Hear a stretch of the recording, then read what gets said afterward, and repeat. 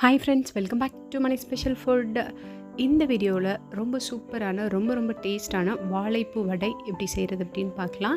ஒரு வாழைப்பூ எடுத்து அதை இந்த மாதிரி அந்த உள்ளே இருக்கிறதெல்லாம் பிச்சுட்டு நான் இங்கே போட்டு வச்சுருக்கேன். இதை நம்ம எப்படி க்ளீன் பண்ணுறதுன்னு உங்கள் எல்லாருக்குமே தெரிஞ்சிருக்கும், இருந்தாலும் சொல்கிறேன். அந்த உள்ளே இந்த மாதிரி நரம்பு மாதிரி ஒன்று இருக்குது பார்த்தீங்களா, அதை எடுத்துகிட்டு அப்புறம் சின்னதாக ஒரு தோல் மாதிரி இருக்கும் வெள்ளை கலரில், அது ரெண்டை மட்டும் ரிமூவ் பண்ணிட்டா போதும்.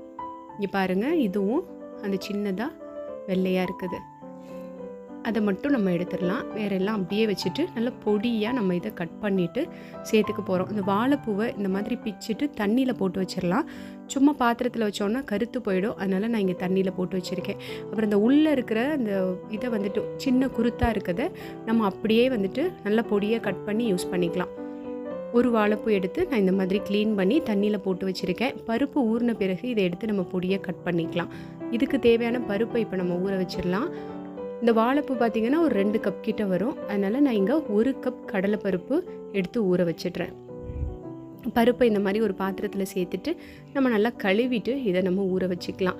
இந்த பருப்பும் வாழைப்பூவும் வந்துட்டு கரெக்டாக இவ்வளோ தான் சேர்க்கணும்னு இல்லை, ஓரளவுக்கு அந்த வாழைப்பூ வடை தட்டுறதுக்கு ஒரு பைண்டிங் ஏஜெண்ட்டாக தான் நம்ம இந்த பருப்பு சேர்த்துக்கிறோம். அதனால் கொஞ்சம் கூட குறைச்சி இருந்தாலும் ஒன்றும் பிரச்சனை இல்லை. ஒரு பூ வாழைப்பூக்கு 1 கப் கடலைப்பருப்பு நம்ம ஊற வச்சுட்டா போதும். இப்போ நான் பருப்பை கழுவிட்டு இந்த மாதிரி ஊற வச்சிடுறேன். இது கூடவே நான் இந்த காரத்துக்கு ஏற்றளவு மிளகாய், காஞ்ச மிளகாயை சேர்த்து ஊற வச்சிடுறேன். அரைக்கும் போது கொஞ்சம் நல்லா அரைப்பட்டுடும், அதுக்காக நான் இப்போ ஊற தண்ணியில் அப்படியே போட்டுடுறேன். நல்லா 7 மிளகாய் எடுத்திருக்கேன் காரத்துக்கு. அப்புறம் 1/2 டீஸ்பூன் சோம்பு, இதையும் அந்த தண்ணியில் போட்டுட்டு மூடி வச்சிடுறேன். ஒரு 2 மணி நேரம் ஊறிச்சுன்னா நல்லா ஊறிடும் நமக்கு இந்த கடலைப்பருப்பு. இப்போ பாருங்கள், பருப்பு நல்லா ஊறிடுச்சு. ஒரு 2 மணி நேரம் கழித்து இப்போ இதை நாம் ஒரு மிக்ஸி ஜாரில் சேர்த்துட்டு அரைச்சி எடுத்துக்கலாம். நல்லா தண்ணி இல்லாமல் சேர்த்து அரைச்சி எடுத்துக்கணும். இந்த மாதிரி தண்ணி இல்லாமல் நல்லா இருத்துட்டு எடுத்து மிக்ஸி ஜாரில் சேர்த்துக்கலாம்.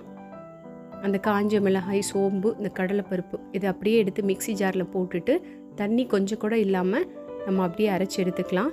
நல்லா கொரப்பாக அரைச்சி எடுத்துப்போம், ரொம்ப பேஸ்ட்டாக அரைக்க வேண்டாம். எப்போது நம்ம மசால் வடை செய்கிறதுக்கு எப்படி அரைப்போமோ அதே மாதிரி அரைச்சி எடுத்துடலாம்.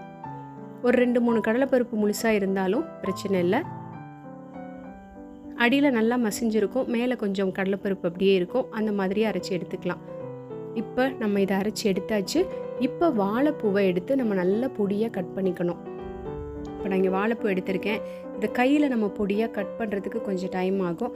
அதனால் நான் என்ன பண்ணுறேன் அப்படின்னு பார்த்தீங்கன்னா, ஃபுட் ப்ராசஸரில் போட்டு ஃபைனாக கட் பண்ணி எடுத்துக்கிறேன். இந்த ஃபுட் ப்ராசஸர் நான் இப்போ ரீசெண்டாக தான் வாங்கினேன். ரொம்பவே யூஸ்ஃபுல்லாக இருக்குது. கிச்சனில் வேலை செய்கிற எல்லாருக்குமே, ஒர்க்கிங் பீப்புளாக இருக்கட்டும், வீட்டில் இருக்கவங்களாக இருக்கட்டும், இந்த ஃபுட் ப்ராசஸர் நல்லாவே யூஸ்ஃபுல்லாக இருக்கும். இந்த காயெல்லாம் நல்ல பொடியாக கட் பண்ணுறதெல்லாம் டக்குன்னு நமக்கு அழகாக கட் பண்ணி கொடுத்துரும். இப்போ நான் அந்த வாழைப்பூ எல்லாத்தையும் இதில் போட்டுட்டு அந்த குருத்தை வந்துட்டு நம்ம சின்ன பீஸாக கட் பண்ணி உள்ளே சேர்த்துக்கலாம். ஃபஸ்ட்டு அந்த பூவை மட்டும் போட்டு நம்ம ஃபைன் பண்ணிடலாம் அப்படின்னு சொல்லிட்டு போட்டுட்டு, இங்கே பாருங்கள், கொஞ்சம் நேரம் பிடிச்சா ரொம்ப பொடியாயிடும், அதனால் நான் அப்படியே ஸ்டாப் பண்ணி பிடிச்சிக்கிறேன்.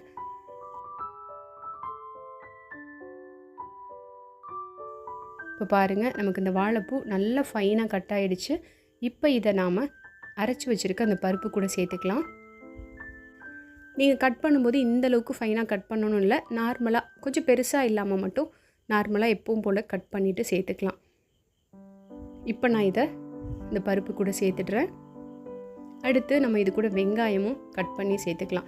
இந்த வெங்காயம் நான் சின்ன சைஸ் வெங்காயமாக 2 பெரிய வெங்காயம் எடுத்திருக்கேன். அதையும் நான் அந்த ஃபுட் ப்ராசஸர்லேயே போட்டு நல்லா ஃபைனாக கட் பண்ணி இது கூட சேர்த்துடுறேன். தண்ணி எதுலேயுமே இல்லாமல் நல்லா ட்ரையாக எல்லாத்தையுமே ஃபைனாக கட் பண்ணி சேர்த்துக்கோங்க. இப்போ வெங்காயத்தையும் நல்லா பொடியாக கட் பண்ணியாச்சு, இது கூட சேர்த்துடலாம்.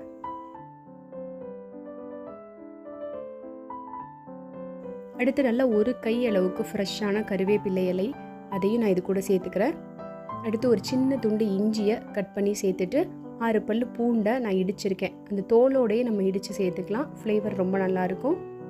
தோலை உரிக்க வேண்டாம், அப்படியே கழுவிட்டு அப்படியே இடித்து சேர்த்துட்டேன். அடுத்து பார்த்திங்கன்னா 2 டீஸ்பூன் பச்சரிசி மாவு சேர்த்துக்கலாம். இடியப்ப மாவு வீட்டில் இருக்கிறதுலேருந்து 2 டீஸ்பூன் சேர்த்துக்கிட்டிங்கன்னா போதும். அடுத்து இதுக்கு தேவையான அளவு உப்பு சேர்த்துக்கலாம். இவ்வளோதான். இது எல்லாத்தையும் சேர்த்துட்டு இப்போ இதை நம்ம நல்லா பிசைஞ்சு விட்டுக்கலாம். மாவு பாருங்கள், இங்கே தண்ணியே இல்லாமல் அப்படியே பொறுன்னு இருக்குது. இந்த மாதிரி தான் இருக்கணும், நமக்கு தண்ணி இல்லாமல் இருந்தால் தான் நல்லா கிறிஸ்பியாக ரொம்ப அருமையாக இருக்கும் டேஸ்ட்டு. இப்போ எல்லாத்தையும் சேர்த்து அப்படியே நல்லா மிக்ஸ் பண்ணிவிட்டு இந்த மாதிரி பிசைஞ்சு எடுத்துக்கலாம். இப்போ நமக்கு இந்த வாழைப்பூ வடை செய்கிறதுக்கு மாவு அழகாக ரெடி ஆகிடுச்சு. இப்போ இதுலேருந்து ஒரு சின்ன உருண்டை சைஸ்க்கு மாவு எடுத்து இப்படி 2 உருட்டு உருட்டிட்டு உள்ளங்கையில் வச்சு இப்படி ப்ரெஸ் பண்ணிவிட்டு சூடான ஆயிலில் சேர்த்துடலாம். இது தட்டி போடும்போது கொஞ்சம் அடுப்பை கம்மி பண்ணிக்கோங்க. அப்புறம் திரும்பவும் அடுப்பை மீடியம் ஃப்ளேமில் வச்சுட்டு அப்படியே வேக வச்சு எடுத்துடலாம். ரொம்ப நேரம்லாம் வேக வைக்க தேவையில்லை, சீக்கிரமே டக்குன்னு வெந்துடும். நல்லா 2 பக்கமும் இந்த மாதிரி பொன்னிறமாக சிவந்து வந்ததும் நம்ம எடுத்துடலாம். ஆயிலெலாம் குடிக்காது, நல்லா கிறிஸ்பியாக, வெளியில் அவுட்டர் லேயர் நல்லா கிறிஸ்பியாக, உள்ளே நல்லா அந்த வாழைப்பூ வெந்து ரொம்பவே அருமையாக இருக்கும். நம்ம கூட்டு செஞ்சு அந்த வாழைப்பூவை சாப்பிட்றத விட இந்த வாழைப்பூ வடை சாப்பிட்டோன்னா இன்னும் 2-3 பீஸ் நம்ம அப்படியே சாப்பிட்டுக்கிட்டே இருப்போம். அந்தளவுக்கு டேஸ்ட்டாக இருக்கும். குட்டீஸுமே இந்த வாழைப்பூ வடையை ரொம்பவே விரும்பி சாப்பிடுவாங்க. நீங்களும் உங்கள் வீட்டில் ஒரு டைம் ட்ரை பண்ணி பாருங்கள். வீட்டில் எல்லாருமே என்ஜாய் பண்ணுவாங்க. இந்த வீடியோ பிடிச்சிருந்ததுன்னா மறக்காமல் மனை ஸ்பெஷல் ஃபுட்டுக்கு லைக் பண்ணுங்கள். இது சப்ஸ்கிரைப் பண்ணலன்னா சப்ஸ்கிரைப் பண்ணுங்கள். இதே மாதிரி வேறு ஒரு நல்ல ரெசிபியோடு நம்ம அடுத்த வீடியோவில் பார்க்கலாம். Bye bye.